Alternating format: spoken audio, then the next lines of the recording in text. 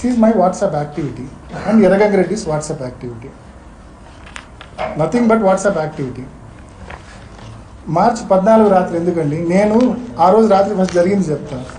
నేను ఆ రోజు రాత్రి 10:30కో 11కో పండుకున్నా, పొద్దున్నే 5కి లేచినా,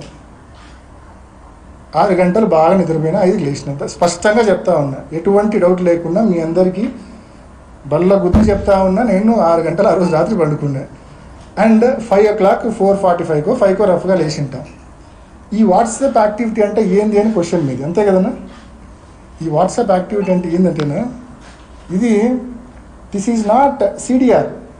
ఇది నా నుంచి గంగిరెడ్డికి ఫోన్ పోవడమో, గంగిరెడ్డి నుంచి నాకు ఫోన్ రావడమో కాదు. ఇది నా నుంచి గంగిరెడ్డికి మెసేజ్ పోవడమో, గంగిరెడ్డి నుంచి నాకు మెసేజ్ రావడమో కాదు. ఇది this is nothing but WhatsApp activity.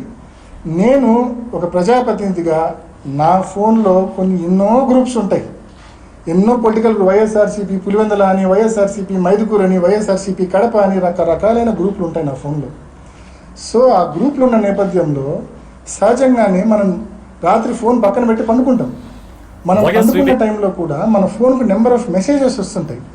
Message వచ్చిన ప్రతిసారి వాట్సాప్ యాక్టివిటీ ఉన్నట్టు. సపోజ్ 1:37 అవినాష్ రెడ్డి వాట్సాప్ యాక్టివ్గా ఉండిందంటే నేను మేల్కొని చదువుతానట్టు కాదు అర్థం, నేను నిద్ర మేల్కొని నైట్ డ్యూటీ చేసి చదువుతానట్టు కాదు అర్థం. దాని అర్థం ఆ టైంలో నా ఫోన్కి ఇన్కమింగ్ మెసేజ్ వచ్చిందని అర్థం. ఆల్ ఇన్కమింగ్ మెసేజెస్ వచ్చిన టైమింగ్స్ అంతే తప్ప ఆ టైంలో నేను మేల్కొని మెసేజ్ చదువుతున్నా అని పొరపాటు కూడా అర్థం కాదు. దీని మీద మీకు కొంచెం ఎక్స్ప్లెనేషన్ కూడా నేను ఇచ్చిన, ఒక నోట్ ఇస్తున్నాను కొన్ని రోజులుగా. This is nothing but WhatsApp activity.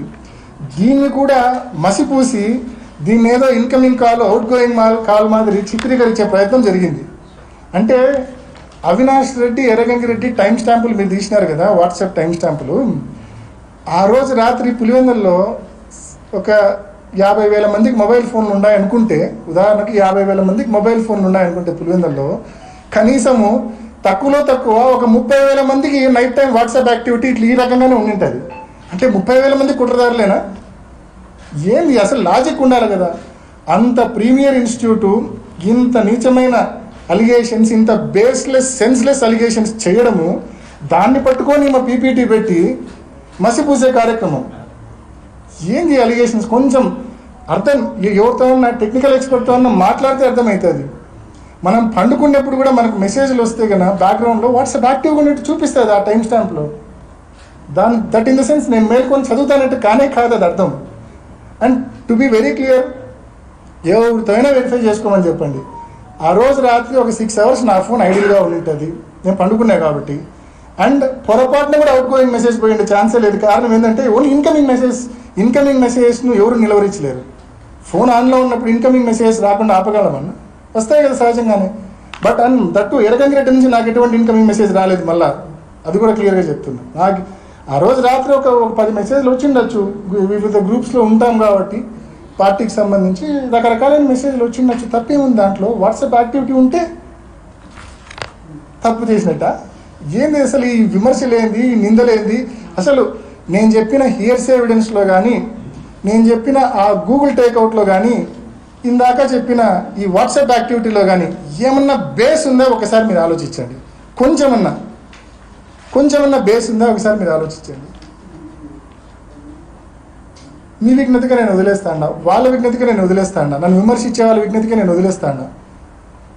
ఎంత నీచమంటే ఈ 3 ఏళ్ళుగా ఎంత ఘోరంగా క్యారెక్టర్ అసాసినేషన్ చేసినారంటే, ఈ కేసు వల్ల నన్ను ఎన్ని ఇబ్బందులు పెట్టినారంటే, మా కుటుంబం ఎంత సఫర్ అయిందంటే, మా నాన్న వయసు 74 ఏళ్ళు, లోపల జైల్లో మగ్గుతాడు సమస్యలతో. ఆయన ఏం కర్మ పాపం, ఏం తప్పు చేసినాడని ఈ రోజుకి ఆయన ఒకే ప్రశ్న, నేను నా జీవితం అంతా ఎవరికి తెలిసి ద్రోహం చేయాలని, నాకేంది ఈ కర్మ అని బాధపడతాడు.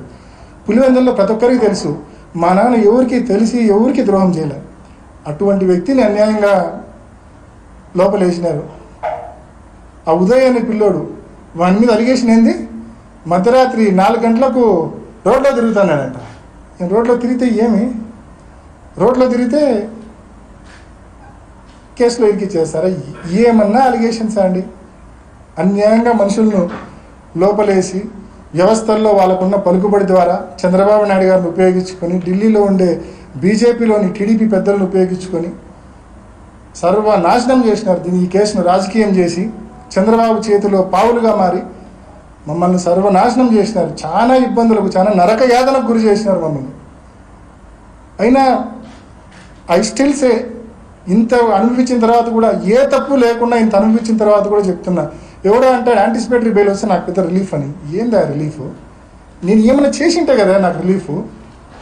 నేను నరకం అనుభవిస్తాను. నాకు అది రిలీఫ్ ఎట్లయితుంది? నాకు సంబంధమే లేదు ఆ కేసుతో. యాంటిసిపేటరీ బెయిల్ వస్తే అది రిలీఫ్ వచ్చినట్టంట. ఈ నోటికి వచ్చింది మాట్లాడతారు. సాక్ష్యాలు తారుమారయ్యాయనేది నిర్ధారిస్తుంది సిబిఐ. మీరు వెళ్ళే సమయానికి 9 మంది అక్కడ ఉన్నారని మీరు చెప్తూ ఉన్నారు. 9 మందిలో ఎవరు కూడా లోపలికి వెళ్ళనివ్వట్లేదు, తలుపులు వేసేసి